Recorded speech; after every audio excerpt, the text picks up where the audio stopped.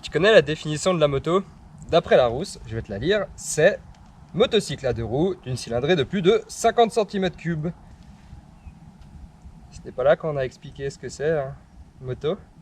Du coup, on peut être dans la capacité de se demander, est-ce que la Nikon que Yamaha propose est une moto? Et on va le voir tout de suite.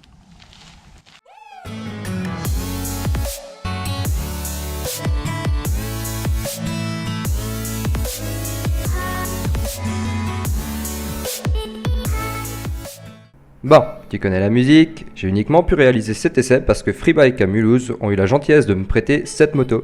C'est vraiment cool de leur part, du coup n'hésite pas à y passer. Et en plus, ils ont une belle boutique et ils ont la nouvelle Ténéré 700. Ça vaut le coup d'œil. Allez, on enchaîne. Nikon, ça veut dire deux sabres. Enfin, d'après internet en tout cas. Et ce nom vient sûrement du fait que la moto dispose d'un système un peu complexe qui s'appelle le LMW pour multi-essieu directeur, qui veut en gros dire que tu as deux roues à l'avant. Mais c'est pas tout. Ce système permet à la moto de prendre de l'angle en gardant les deux roues parallèles. Dans l'idée, tu peux te pencher comme une moto standard et ça jusqu'à atteindre un angle de 45 degrés. Et là, tu te poses la fameuse question, pourquoi avoir fait ça? En fait, c'est assez simple. Imagine que tu doubles ton adhérence à l'avant sans pour autant trop augmenter le poids. Tu vois le topo? Et en fait, en dehors de ça, on retrouve des caractéristiques vachement similaires à une moto standard. Et d'ailleurs, on retrouve le moteur 3 cylindres de la MT-09, qui n'a plus rien à prouver, toujours donné à 115 chevaux pour 87,5 Nm. Je vais pas trop m'attarder dessus, parce que le moteur est connu maintenant étant donné qu'on le retrouve dans un paquet de modèles de chez Yam. En gros, c'est un moteur bourré de caractère qui offre des performances franchement impressionnantes pour sa cylindrée, et en plus, il consomme pas grand chose et il coûte pas cher à l'entretien. Bon, avant d'enchaîner sur mon ressenti en pilotant la Nikon, je vais te mettre quelques petites images histoire que tu vois que le système de Yamaha fonctionne plutôt bien. C'est parti.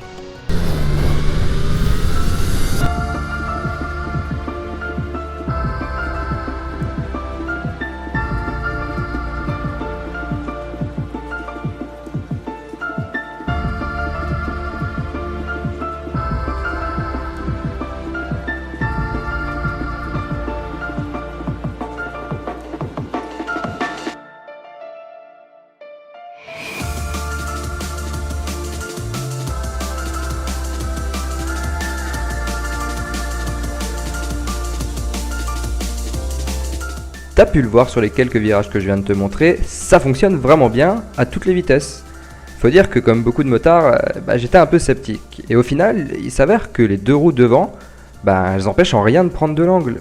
Pire encore, elles donnent un feeling de l'avant qui est plus que bon. Et je parle même pas de l'adhérence, même sur un sol dégueulasse, elle est tout simplement parfaite. J'ai franchement été convaincu par cet engin, j'étais tellement concentré sur mon roulage que j'en ai oublié de faire les plans pour te montrer la position qu'on a dessus. Du coup, histoire que tu te fasses une idée, avec 1m73, je touche pas les deux pieds à plat. La Nikon elle est pas très haute, mais la selle est assez large et assez dure d'ailleurs. Du coup, on a une position typique d'un roadster, un peu sur l'avant, mais pas en appui sur les poignets. C'est un chouette compromis entre le feeling de l'avant et une position pas trop épuisante. Pour ce qui est du poids, là aussi les ingénieurs de chez Yamaha ont fait leur taf correctement. La moto pèse 263 kg tout plein fait, ce qui n'est pas non plus énorme pour un gabarit comme ça, mais surtout, et c'est d'ailleurs lié à ce gabarit, on a une moto qui impose, on va pas se mentir, l'avant est plus large que sur une moto lambda, mais pour autant elle se manie avec une facilité qui impressionne, je lui aurais facilement donné 40 kg de moins. Sinon, on a un moteur vraiment sympa à utiliser qui manque de rien. Le CP3 consomme un peu plus qu'à son habitude, sûrement du fait qu'on a quelques kilos en plus que sur les grandes sœurs, et ici il tourne aux alentours de 6 litres au 100. D'ailleurs c'est assez marrant, mais pour le coup, sur la cartographie la plus nerveuse, donc le mode A sur la MT, et le mode 1 ici il me semble, autant sur la MT c'était beaucoup trop violent, autant sur la Nikon elle est bien moins brusque, on dirait presque qu'elle a été développée pour cette machine à l'origine. Pour aller avec ça, on a des suspensions qui permettent de mettre un rythme vraiment pas déconnant. Pour chipoter, on peut dire qu'elles sont un peu fermes et que du coup la moto est un chouïa tape-cul sur les routes abîmées. Mais du coup, elles offrent un bon retour d'information. On retrouve aussi un freinage qui m'a pas mal rappelé celui de la MT-09. On a un avant qui te plante littéralement dans le sol et un arrière plus faible, mais avec un feeling correct. Ça permet de bien équilibrer la moto, c'est du bon.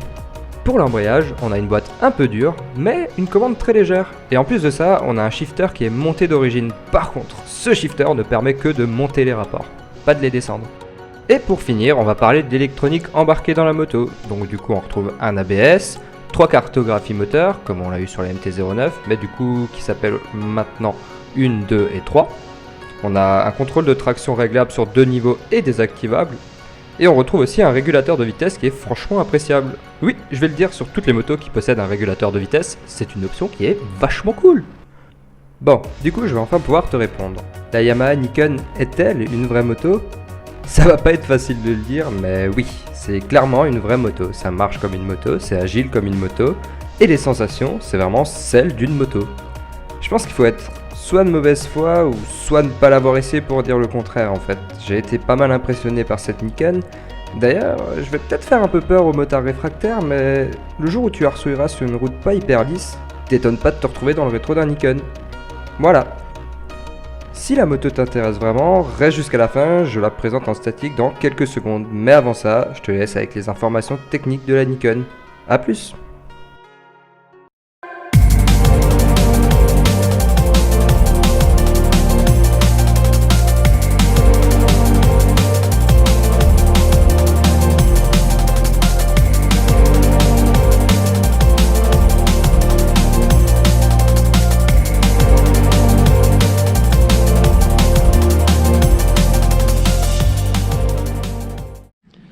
Alors, qu'est-ce qu'elle vaut cette Nikon au niveau de l'équipement?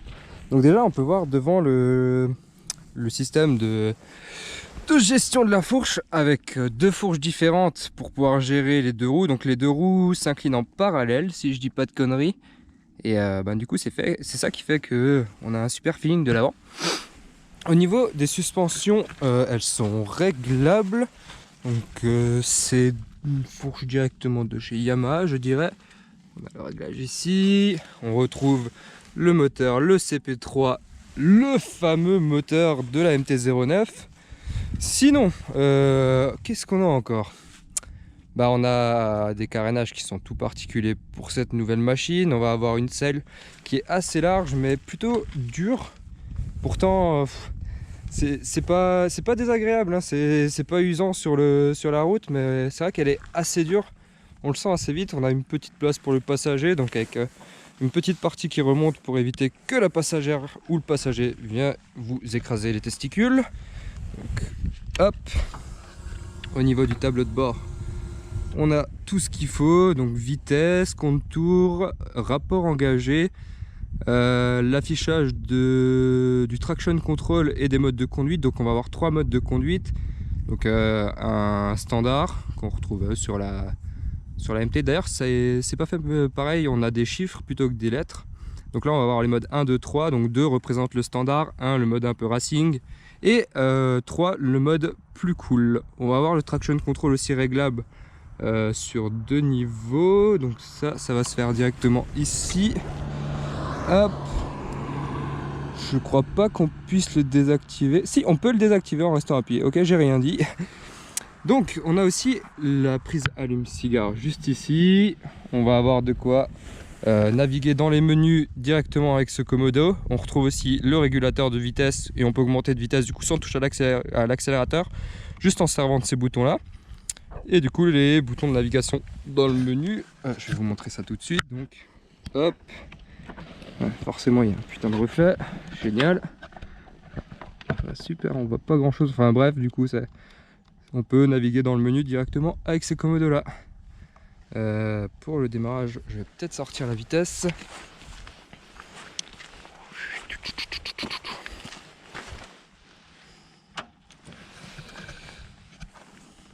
C'est parti.